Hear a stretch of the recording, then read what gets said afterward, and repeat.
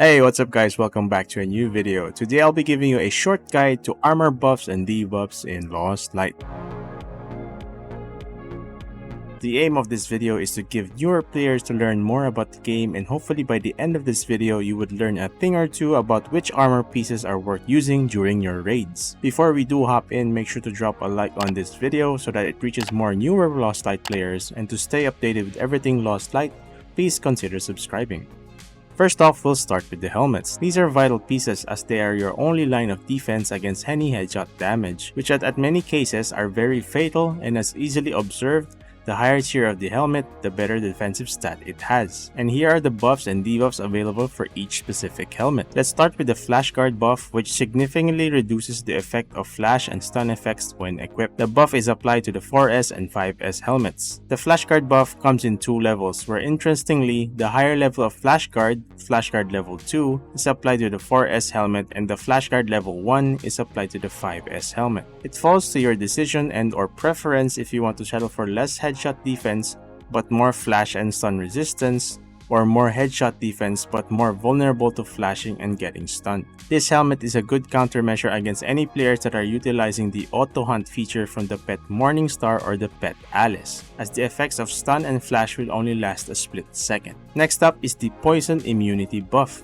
Quite self-explanatory, it keeps the player immune against any gas grenade damage. This buff only has one level but is applied to both the 4L and the 5L helmets. And this helmet is a strong counter to the gas grenade. It's very significant because if you take any gas grenade damage, your HP bar will be displayed, revealing your location to your enemies. Developers have mentioned in a recent update that if any player is affected by poison gas and is not within the player's line of sight, your HP bar should not be shown to the enemy. But seemingly it's not applied right as of this recording, but they might fix it in a hotfix or a patch update. But going back, given how strong the gas grenades are, the poison immunity buff is a good defensive option worth considering. Next buff is a personal favorite of mine. It's the hearing improved buff. This effect increases the sensitivity range of your sound indicator. For those who do not know what the sound indicator is, these are the sound waves being shown below your compass, which are triggered by any audio cues done by any enemy player or AI. The hearing improved buff is applied both to the 3S and 5B helmets. This helmet is a good option for players who heavily rely on audio cues to pinpoint enemy locations, as usually players would silent walk when they are about to engage in a gunfight, but before they could do so, you will be able to pick up the sound they make from any movement that they do before attacking you. This gives you more time to prepare and anticipate where enemies will be coming from in all directions. The last buff for helmets is called Bounced,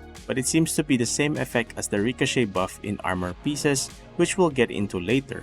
With this buff, there are certain chances that the bullets that do not penetrate the helmet will bounce back or will be reflected back towards the player that shot it. This is currently available on one helmet, and that is the Dark King helmet. This specific helmet does not spawn in any map and is only obtainable through the crafting table by using one Dragon of Legacy as a recipe to craft the Dark King helmet. Now, I've yet to use this god tier helmet, and I've read some stories on Discord on how OP it is in every fight. For those watching who have used this, please share your experience in using this helmet in the comments section. And now we shift our attention to the debuffs that are also applied to some helmets, mainly the high tier ones. This is a understandable way of balancing, as higher tier helmets will deal more defensive stats against most bullets, so some drawback or debuffs are applied. Currently, there are only two debuffs for helmets, and since we mentioned the 5B helmet earlier, we'll talk about the first debuff, and that is the limited sight debuff. With this effect, your character visuals will be impaired, and it's worth paying attention to the design of the helmet, because in this situation, as the visual impairment is based on some of the designs of these helmets.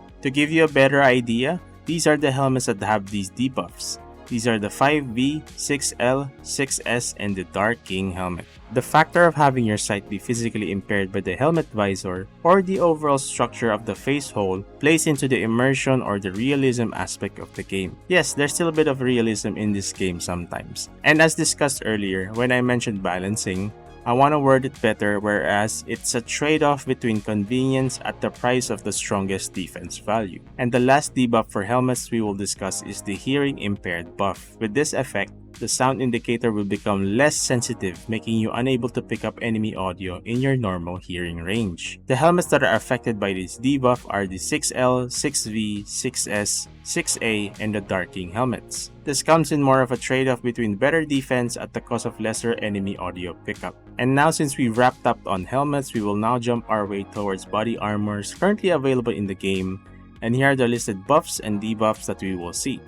We'll start with the debuffs this time, as there is only one currently available for the body armors, and that is called the Loud debuff. Quite simply, this debuff increases the sound range of all of your actions and movements that trigger the sound indicator. The body armors that have this debuff are the 1L, 2L, 3L, 4L, 5L, and 6L body armors. To make it easier to remember, whenever you see a body armor that has a letter L on it, that should indicate that it has a Loud debuff on it. And I know what you would think, this is an awful debuff because it's almost telling every enemy around where I am. Yes, that might be the case, but there are also positives from this, as in exchange for equipping Loud armor, you are granted the most durability in each tier, and we would also tie this up with the first buff for body armor, which is the damage reduction buff. With the damage reduction buff, all armor piercing damage is reduced. This simply means that you will be significantly more durable or tanky when you are being attacked with armor penetration.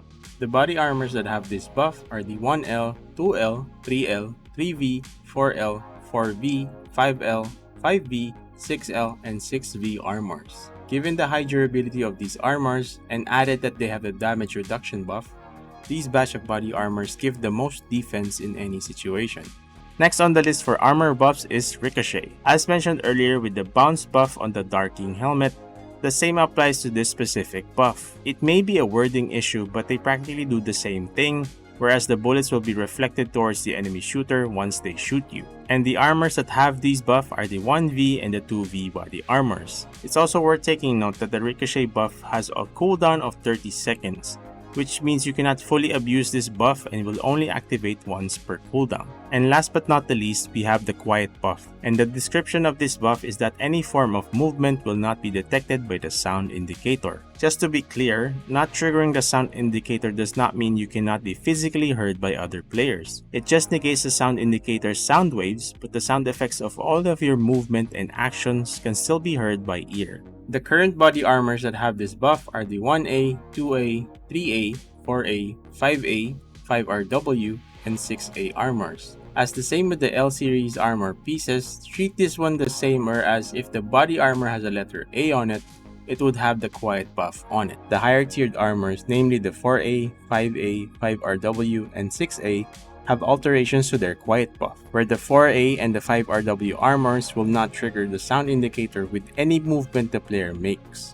And while the 5A and 6A armors will only negate triggering the sound indicator when the player is crouch walking or crawling. And that's pretty much all of the currently available helmets and armors along with the present buffs and debuffs on them. This should now give you an idea on what equipment pieces you should pick for your operations, where you can mix, match, or even counter other armor buffs that enemy players are also utilizing and come up with unique ways to mount your offense. And speaking of offense, if you want to learn more about buffs and skills for weapons this time, feel free to check out this video as well. If you have thoughts, questions, ideas, or suggestions about this video or any future content, please let me know in the comment section. Thanks so much for watching, and I hope to see you in the next video. Bye guys.